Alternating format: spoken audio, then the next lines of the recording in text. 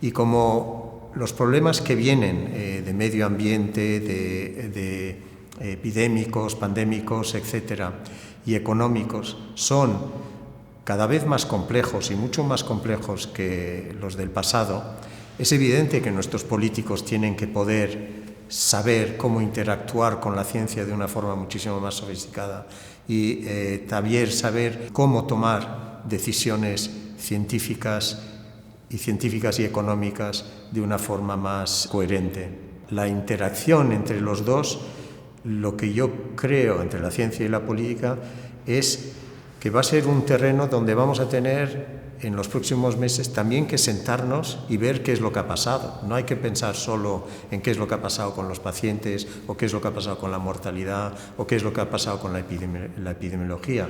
sino que hay que ver qué es lo que ha pasado entre la ciencia y la política para que también en eso estemos mucho mejor preparados en los próximos años.